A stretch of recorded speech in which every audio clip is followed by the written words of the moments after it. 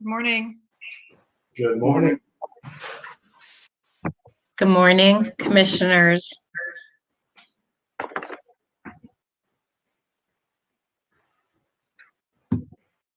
And guests. Good morning, we are live.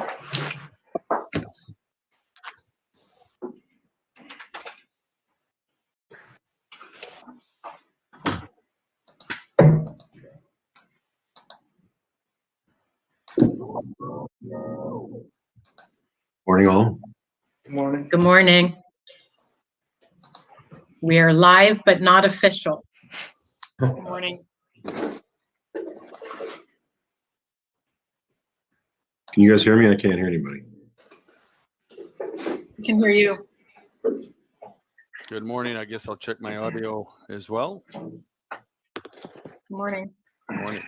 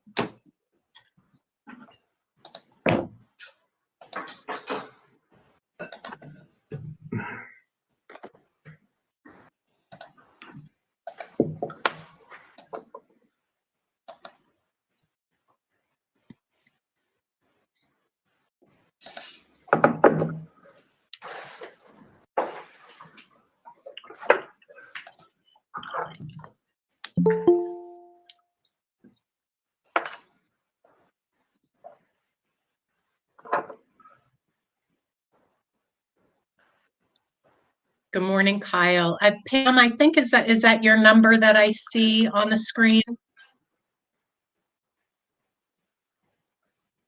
Erica, I'm going to drop out and rejoin. I can't hear you guys. Okay, sorry. Go ahead.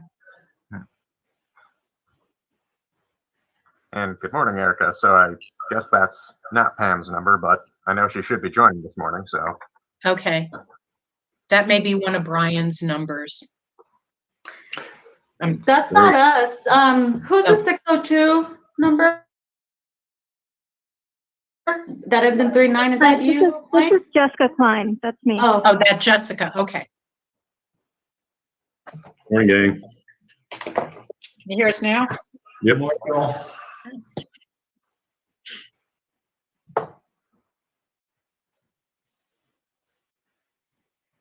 Nice report, Brian. Thank you. Who is transcribing? Me. That's morning. Brody. Okay, thank you. I'm sorry, I'm on my son's laptop. I'm Debbie, but Brody is my son, it's his laptop, so I don't know how to change it. No problem. Do you mind if we call you Brody for the rest of the day? Be a little weird. AKA Angela, but whatever. AKA Debbie. Debbie, Angela, Brody. Sorry about that.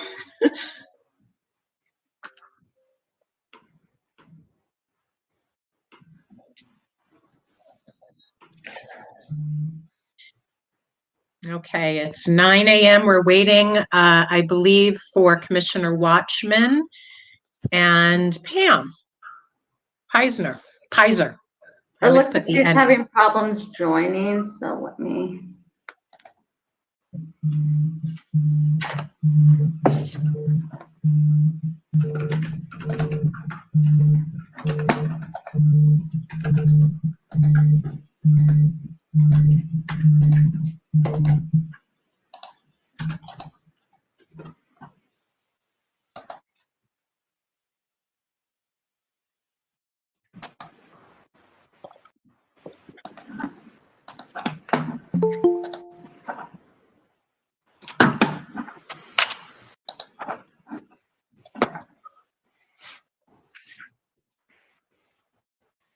Good morning, Vice Chair Watchman.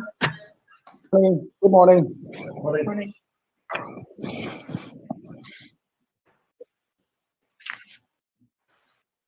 Okay, I believe we have everybody with the exception of Pam Pizer. We do have representation with Kyle. We'll give it another minute. As usual, our first few items are without much conflict or questions. So, but we do want Pam. It's an important day. What about our director? I don't see him. I'm here. Oh, where are you? I'm with Yasmin at ADOA. Okay, got it. This is Ace at Rincon, so. Yes, we're in a conference room. Sorry about that.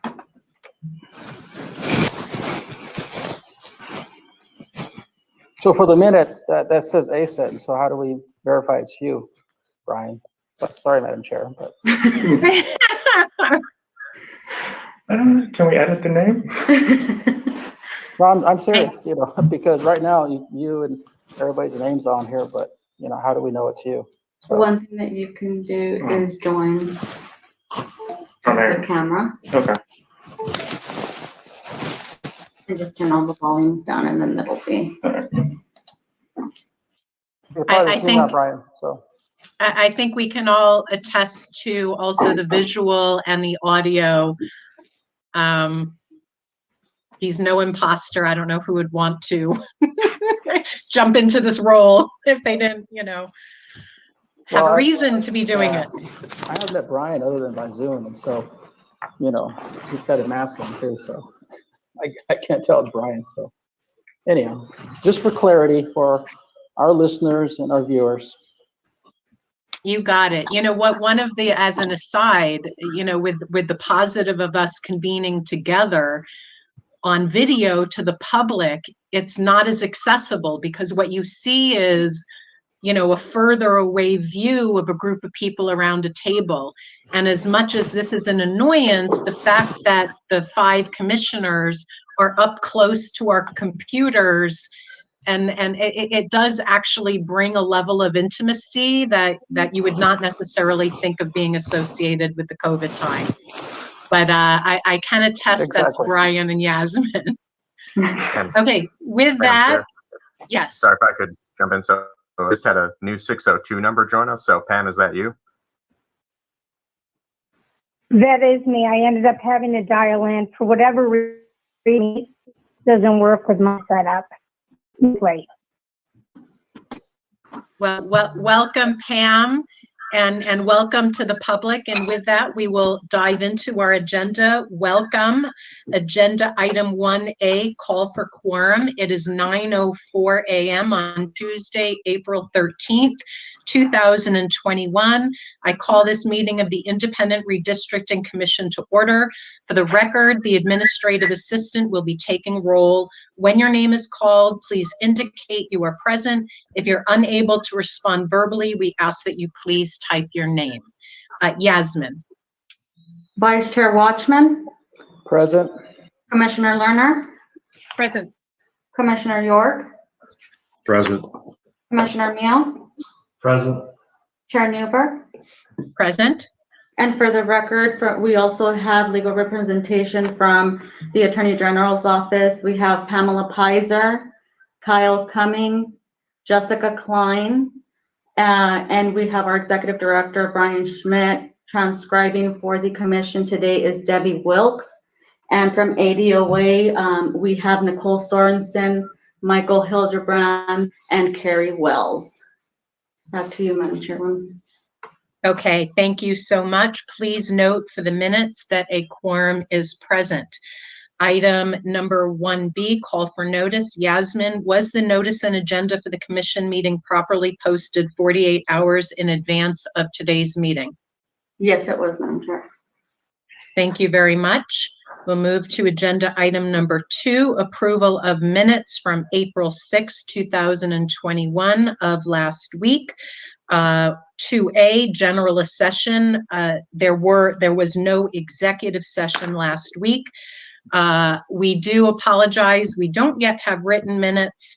I think that may take a little bit of time until our broader staff. I think when you see our executive director's presentation, you'll understand what he's been focused on. But for now, the video recording that is on our website fulfills statutory requirements. Is there any discussion regarding the minutes of last week's public session? I will need a motion to approve the minutes, the general session minutes from April 6th. Commissioner York, I motion to approve the minutes from April 6th, general session. Do I have a second? Commissioner Lerner seconds. Any further discussion? With that, we will do a vote. Vice Chair Watchman, Aye. Commissioner Meal, Aye. Commissioner Lerner, Aye. Commissioner York, Aye. Commissioner Newberg is an aye, and with that, we approve the general session minutes of April 6th of 2021. Agenda item number 3, opportunity for public comments.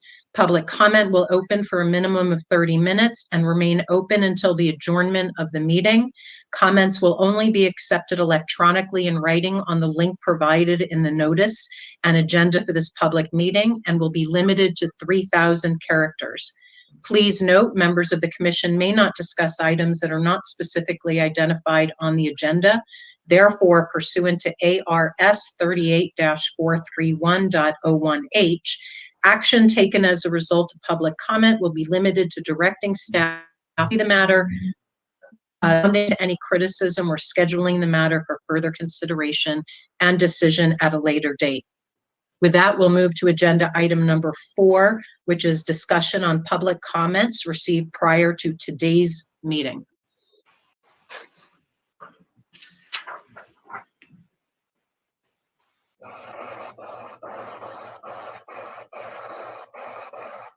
So just to summarize, what I read, and again, I thank the public for your attention and your involvement. It keeps all of us focused. I think our shared mission. I saw an overwhelming amount of support for hiring 2 firms. There was a little bit of concern about some of the firms, but nothing dramatic that really would have, I think, swayed the public confidence. So it sounds like it hit that sweet spot with what people were looking for. I also really heard that we need to ensure that our public information officer is particularly sensitive to reaching communities that maybe extend beyond internet and just typical media access, accessing the elderly, accessing the rural community, accessing the tribal communities. And we hear that. Brian, I think will speak to that. I heard a desire to understand our budget more, which I think Vice Chair Watchman probably loves. And I think, again, the upcoming report from Executive Director will speak to that. Again, better access to giving comments. I think the best way is to go to our website and on a contact us link, be able to share your views in hopefully less than 3,000 characters so we can consume them. Our new executive director is on it, and we really want to build out our team to be able to provide this customer service that I think the public deserves. We're still spread thin, but we hear you. So of all the public comments I've read, I've digested them all and feel that I'm ready to integrate them into our decision making. Nothing else rises to the level in my mind of needing a different item unless somebody else has a different opinion. Chair Newberg, this is Commissioner Lerner. I just want to say I agree with your summation of the comments. I appreciate the fact that people are submitting those comments. I read them very carefully and look to see what we might be able to take into account for future. So I appreciate your summary. And I appreciate all the comments that come in. So I ask the public to continue to do so.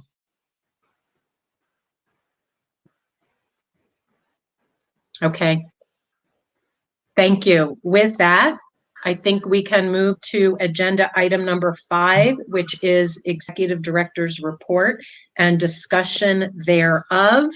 And with that, I will turn it over to Brian Schmidt.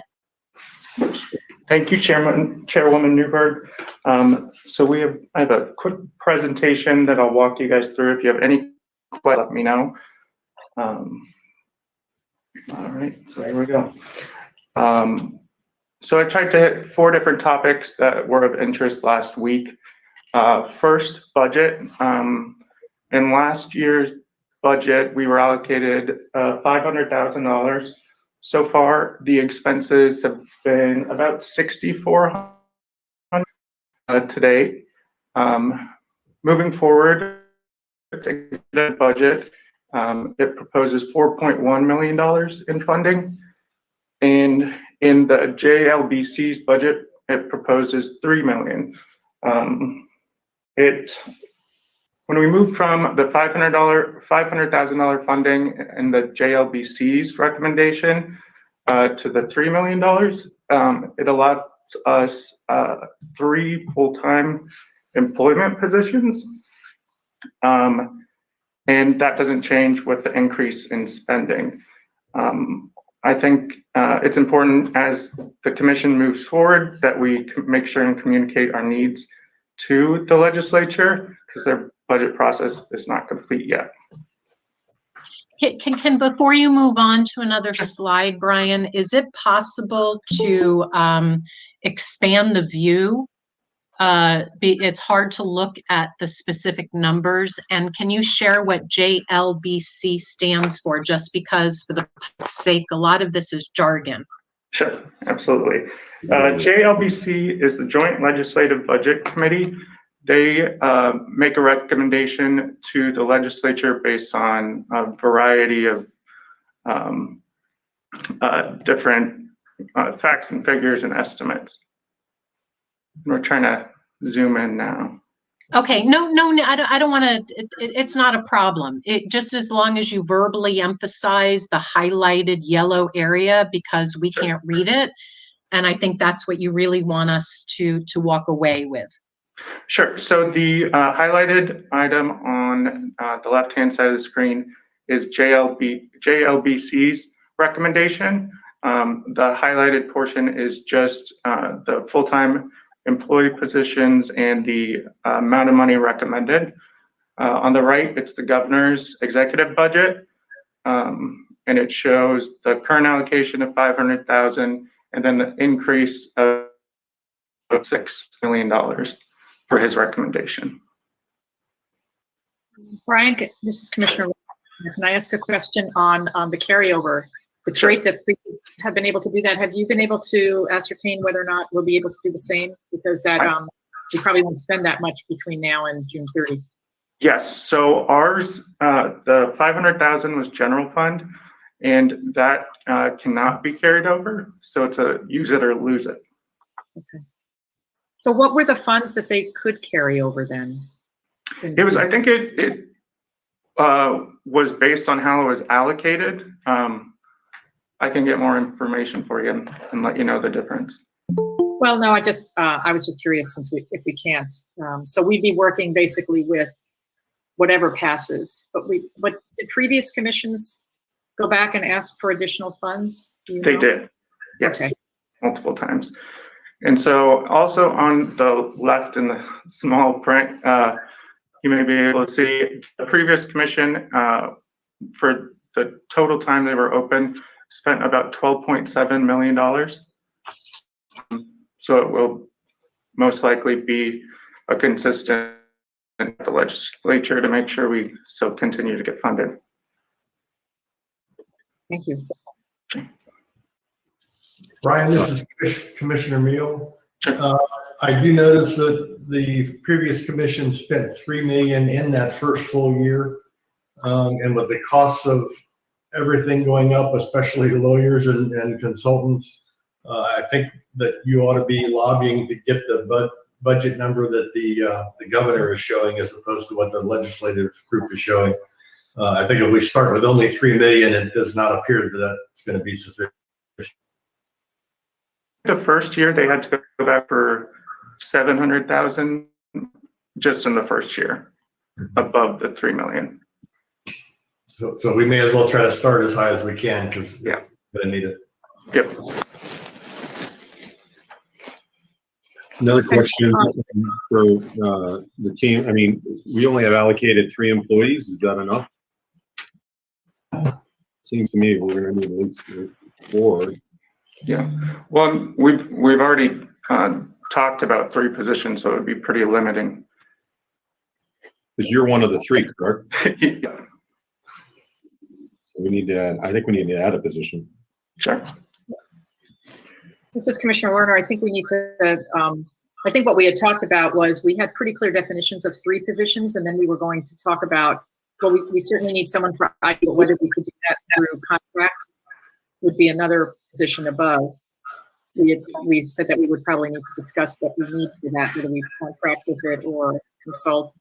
And then I think once Brian gets settled in the 3 positions, he can look at additional needs if there are any, to determine if we need more people. But I think that's where we left off, was the 3 that we had agreed on, the IT, and then Brian could assess after that. I'm wondering if there's, if we were significantly higher, if the previous commission spent as much as you said, at 12 million, it would be great if at some point we could get a breakdown of that, of what those expenses were, so we understand, and maybe that would help you, Brian, as you work with the legislature and the governor's office in knowing what our needs would be. Absolutely. I'll track that down. Madam Chair, Brian, right now we're listing 3 positions. Do we have to get authority to add positions? I'm not familiar with the state budget process. So if that's the case, I agree with Commissioner York that we should, shoot for the 4.1 million and maybe add 2 positions. At least we'll have it budgeted. That doesn't mean we have to expend it. Yeah. And so that, and then I guess better explanation of the carryover. It said previous commission was able to carry over funds. Is that no longer allowed? Or are you saying general funds are not able to be carried forward? I believe because it's how it was allocated as general funds, those can't carry over. Are there ways, though, Brian, for us to take advantage of that money up front such that we don't lose the value of that? I'm sure, and not that we're prepared to talk about that this week, but obviously we want to be creative with ways to take advantage of the financing that's available to us. Yeah, and I think it's important to have a discussion about what investments we could make before the end of the year that will help us moving forward with public hearing, technology, those kind of items. Right.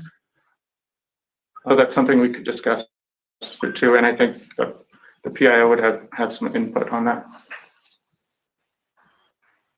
And excellent point. Brian, this is Commissioner Lerner. As part of following up what Chair Newberg said, perhaps there's something that can be looked at in terms of, since we've now hired our legal consultants, there might be something we can do that puts some of those funds into an account sort of in advance for expenditures. Hold on to some of those, that 500,000.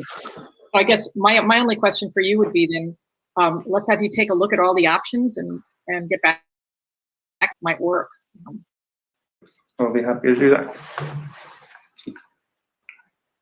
Any other questions? As we think through this, I just want to reiterate a point, and I am the most cautious when it comes to spending money, managing our budget, all of that.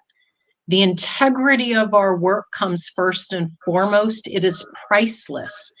And if we do our due diligence to minimize litigation to the best of our ability, which is far and above, and Brian will give us that report down the road, is the most costly aspect of this.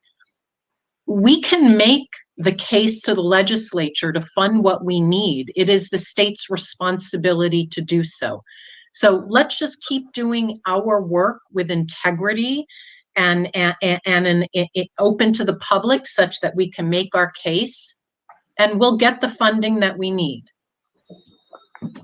Madam Chair, if I could, the session is about ready to conclude. They end generally in May, and so I think this, and then we won't have the next opportunity till next January. I might be wrong. I'm not completely familiar with the budgeting process, and so maybe some information on that, Brian. You know, kind of what is the process, and so. But in the meantime, and I think as you mentioned, I think we got to get in front of, I don't know, you know, the legislature to see if we can change what they're thinking about the $3 million mark, and see if we can get it back up to $4 million. And I don't know how we do that, but I think we got to get over there across the street right away, you know, to present our argument that we're inclined and we support the governor's proposal. Okay, great. And I think it would be important too. I'm happy to do it, and but I think we could add, if the commission wanted to send a letter, or if any of the commissioners wanted to reach out to legislators that they know, just to touch base and let them know what we're thinking. I think that would be helpful as well. Well, Madam Chair, good suggestion, Brian. I think we need to do a letter right now. Okay. And then we have a team, you know, maybe one commission member and you, Brian. You know, we'll go talk to whomever is responsible for the budget. I don't know. The budgeting committee, or I don't know who's over there at the House and Senate side. So, but they're almost done, my understanding. So we need to get over there ASAP. Sure. I think that's a great suggestion. Any other questions on budget right now? All right, moving on. So I just wanted to throw this out here now to kind of give you guys an idea, and so you guys can start thinking through what public hearings might be and what they might look like. So I put together just kind of a history of the commission and the previous commission, where they went and visited. They did 2 rounds, one in July and then one in October. This was round 1. And also in the report I sent you all, there is a list of all the commissioners didn't attend every meeting. It looks like they split it up, or some joined telephonically. So just it'd be good to get an idea of what you all are thinking, or if you had suggestions or ideas for the public hearing process.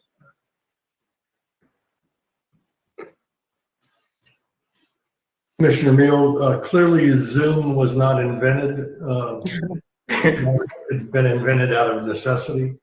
So I think we should have an additional discussion about, especially the first round of hearings, which ones we want to try to do utilizing Zoom, and which ones we want to actually physically go to different locations. This is Commissioner Lerner, and I wonder whether or not we want to potentially move up that one in July, since we know what's happening with the census. I assume the round 1, and maybe we can get clarification on that. Round 1 was to just get a sense from the communities out there. What were they thinking, to help provide guidance for the commission and mapping.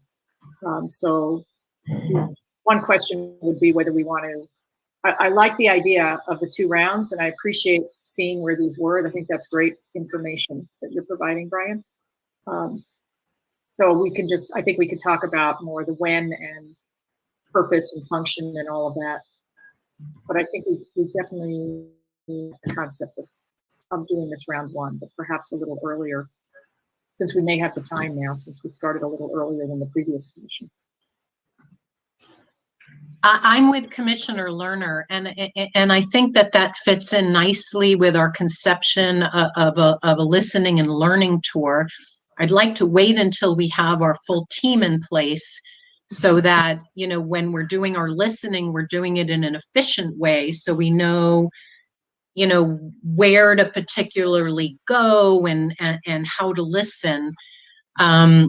But with Zoom, you know, it doesn't have to be that all 5 people need to do the burdensome travel. I embrace this, you know, way back in my interview, I said the travel for me, given my lifestyle, was a positive. To me, I'm excited by that. We don't need everybody to do part of the listening tour, given that it will be on tape, it will be accessible, everybody can participate. But I'm with Commissioner Lerner. Let's, you know, I'm excited to get our team together and to begin to understand where to go in our state to do the best learning.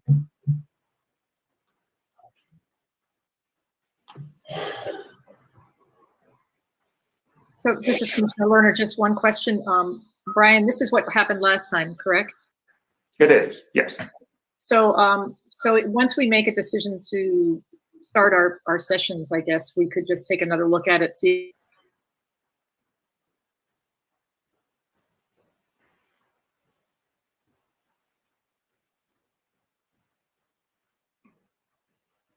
Commissioner Lerner, you're Locked up. you frozen.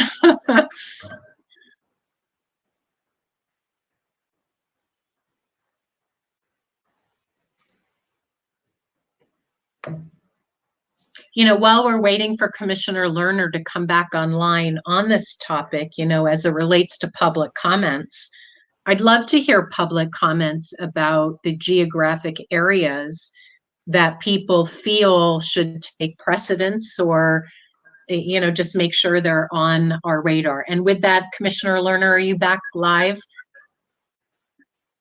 This is why we love technology. Oh, there you are. Yeah, but I think you were just saying the same. All I was saying was we could take, when we're ready to do it, maybe take a look and see if there's any additional places that we might want to go. I think that's what I was hearing you say there, Newbert. So thank you. Sorry about that. Just all of a sudden it went snap, you're off.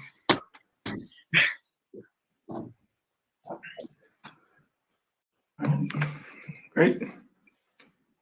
So next we'll move on to kind of a history of subcommittees. I know there was questions on this before, and I haven't gone through all the years and minutes yet. But early on, there weren't any formal subcommittees.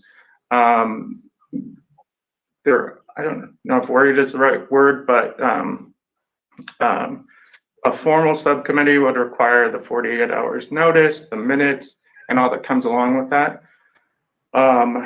They did more of a quote unofficial subcommittee that consisted of 2 commissioners, and the 2 commissioners wouldn't constitute a quorum. So that's kind of how they handled it early on. I'll have to keep doing research to see if that's how it continued moving forward.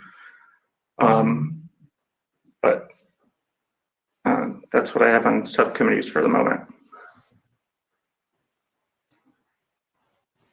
This is Commissioner Meal. I've got a question for the AG, either Pam or Jessica. Can we have 2 commissioners consult and help on a given topic, not formally formed as a subcommittee, and is that allowed? This is Pamela Pizer. Thank you for the question. To back up maybe a quick moment as a point of clarification, I'm assuming that Brian's comments are based on what he saw online, and that he doesn't know with certainty that any informal subcommittees occurred or did not occur. As far as your question, Commissioner Meal, any grouping of commissioner members to look into matters that would further commission business is a subcommittee, whether we call it that or not, and does need to comply with open meeting law. There are ways, I don't want to say to work around, but ways that you can still gather information without setting up formal subcommittees, and that would involve one-way communication being sent. So if commissioners do independent, then we'll work together, by sending it either to the executive director to go ahead and go through and fashion into a report for the whole commission to see in an open meeting, or to bring it back to a meeting where, it's on the agenda, and when it gets to your turn to talk, you go ahead and present your findings. But if not done as a one-way communication, it does need to comply with open meeting law. Thank you. Yeah, I'd like to inject a comment here because it's a bit of an awkward conversation. We, as we'll dive into the future agenda items, we're on the cusp of transitioning with legal counsel. And we have been done so well by the Attorney General's office in encouraging us to be very cautious with how we interpret the open meeting laws. We started the whole process with a complaint that was challenging us, saying that we weren't doing enough of our work in the public eye. And as we look at this practice of subcommittees, the previous commission may have felt that because it was only 2 commissioners, it was an unofficial subcommittee and they could do their work. Up to now, we have viewed it through the lens that all work that advances our collective mission should be done in the public eye. Now, where the law comes down on that issue, I think is a little up for debate right now, and we're in some transition. So for now, I think when we look at that, let's continue to, for this week, listen to the advice that we're getting from Pam and Kyle, which again has served us incredibly well, and just recognize that any subcommittee work, even if it's unofficial, we would need to justify if it's moving our work towards a result that's outside of the public eye, that's something that could be challenged.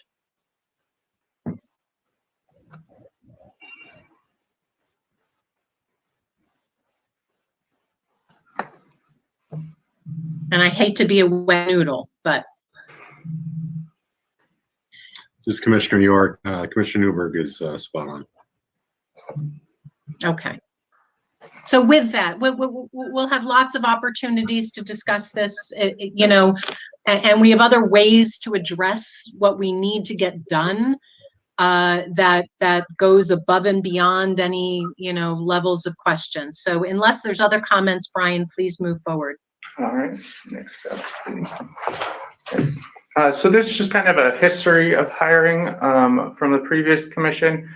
The executive director was hired on April 20th in a similar fashion. The same day the IT position, the commission appointed that person. They did it because it was someone who had been working with them during the setup of the commission. So they appointed him that day. On April 27th, they had an e-session about administrative support positions. And then May 3rd, the executive director requested to hire a deputy executive director. He did a memo justifying it and came for approval. I haven't been able to find any mention of how like the executive was approved and that thing. So I don't know if that was handled and if they got advice in e-session or what it was. And then after that, was the position that the commission really had input into if they wanted to. The executive director sent a list and the members who wanted to participate did. And if some didn't, they didn't want to, they didn't. But that's just kind of history of the previous commission and their hiring process.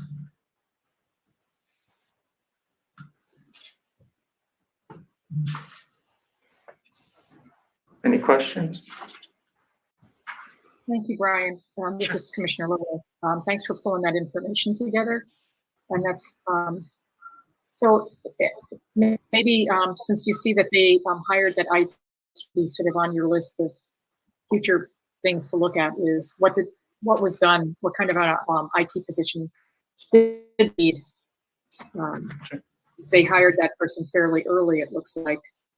So if you could get back to us, I know we already mentioned that, but since this was hired early on, it seems like that was a priority for them. But I think that goes together with the PIO. Absolutely. I will get that information. All right. No other questions? We'll move on to, so representation with the new attorneys will begin Thursday, April 15th. Their appointment letters have been sent. And so we're excited to get them on board. Thank you, Brian. This is Commissioner Lerner. Chair Newberg, sorry, I have another question here. Bless you. So at some point, do we need to have a discussion with our attorneys on attendance at meetings and sort of resource allocation, those kinds of things? So we understand how things will work in the future now that we have these, and they'll be taking on April 15th. Should we plan for a meeting to talk about how that should occur? Here's our general approach and something, to think about. So one of my top agenda items, and Brian's as well, is for us to convene with our new council just to iron out, process issues, making sure we're on the same page with how we're viewing our mission.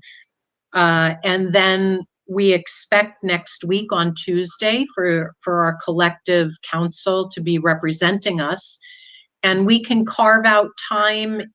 We'll talk later in terms of future agenda items, but we can carve out time with them both in public session and I imagine executive session as it relates to confidential legal advice for us to get to know each other. Because, as it relates to our collective visions on open meeting laws, on public records, on subcommittees, we want to understand each other. There's a lot of nuances to the law. So I think that would be a productive use of time if my colleagues think so.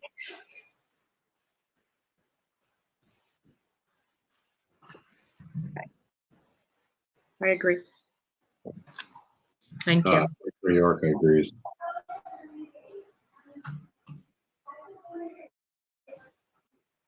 All right. And that is the end of my presentation. I don't know if you all would like to talk about items you may want to see on my presentation next week, or if we should wait till future agenda items. I'm good with either.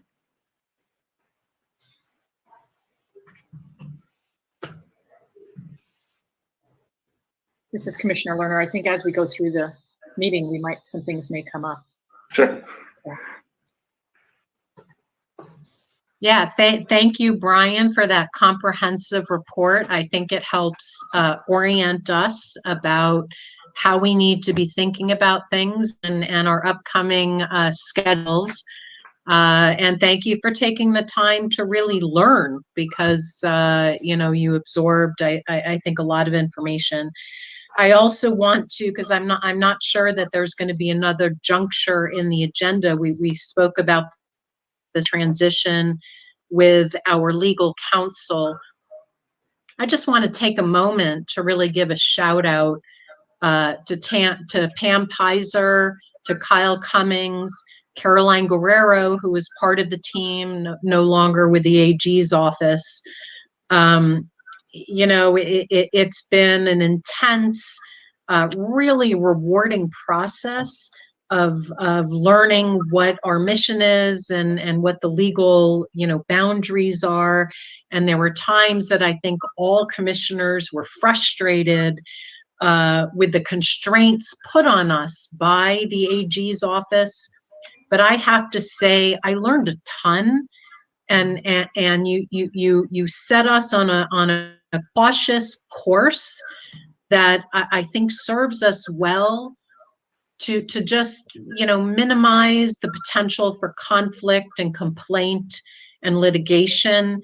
And I have so much respect and appreciation for what you've put into it.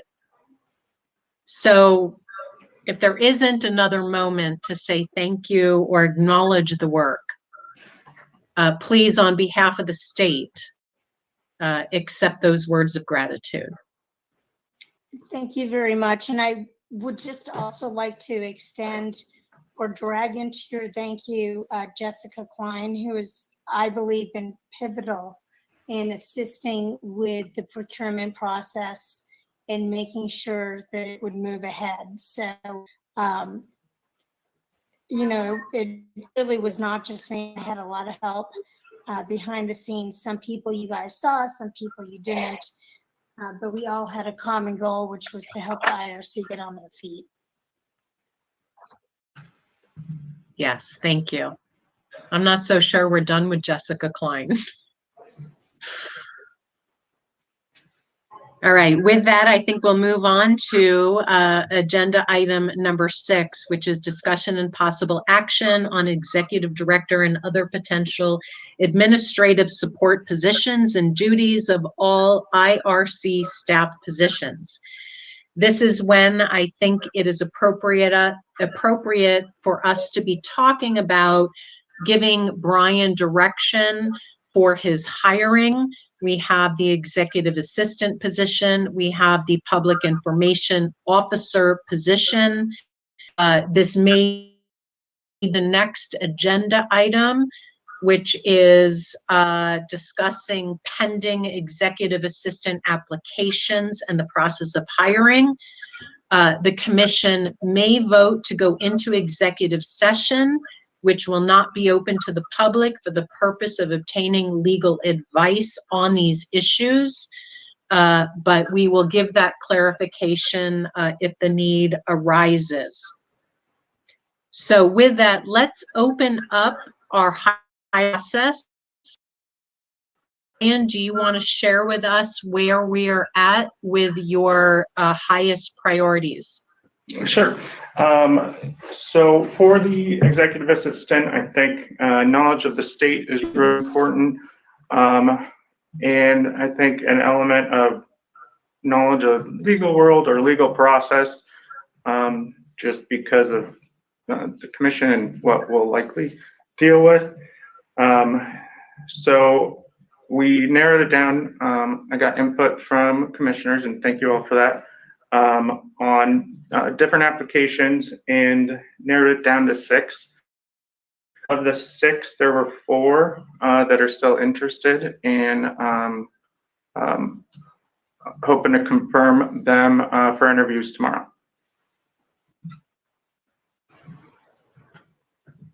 Okay, excellent. So 4 potential hires for the executive assistant position. Is that what I'm hearing? Yes. Okay, and it sounds like you received thorough feedback from commissioners and everybody's comfortable with the process. I did, yes. Okay. Great feedback. Okay, excellent. Is there any other further direction that the commission would like to in terms of his moving forward with these hires? And I would like to just give a plug for expediency.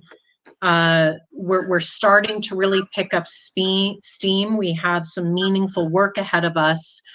just logistics, you know, minutes, updating websites. And so with that, let's open it up to conversation about granting Brian, you know, some bandwidth for these hires.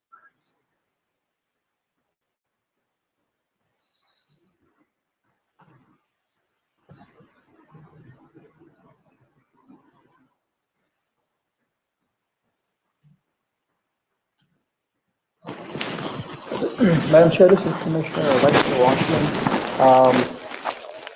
I guess for me, and I've said in the past, I'd like to, since the Constitution specifies the commission in charge, you know, I'm okay with our director moving forward with interviews. I would like to see perhaps his final choice, at least run it by us to make sure that we're okay with it.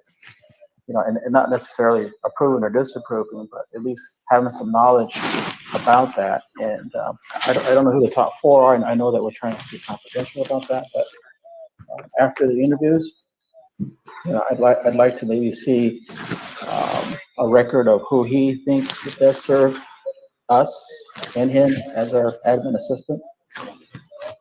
So at least that's what I'm thinking at this point. Sure.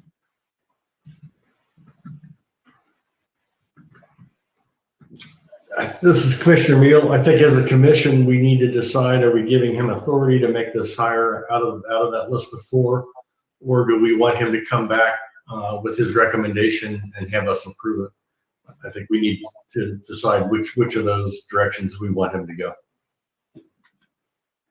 And I would, the executive assistant position, it's also the public information officer position, the IT position, and if relevant, a deputy director position. They don't all have to be the same answer, but conceptually we need to be, you know, deciding on what level of authority we want to give Brian to these hires.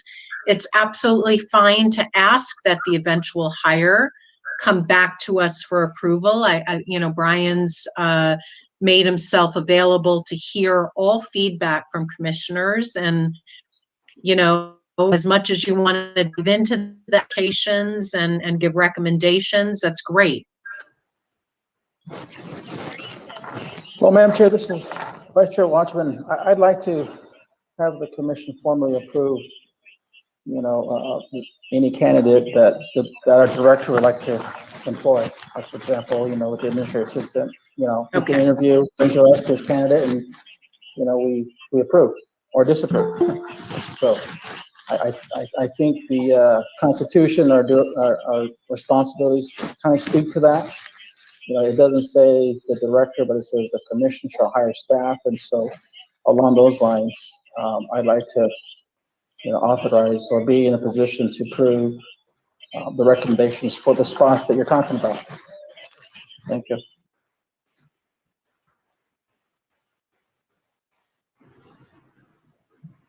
Okay, so it sounds like what I'm hearing, that commissioners would like to be involved in the process of vetting, and sounds like, I think, fair room to move with the interview process, you know, using your discretion, and with your recommendations based on your own personal interviewing, with your final choices to come back to the commission and for us to be able to have that final nay or yay.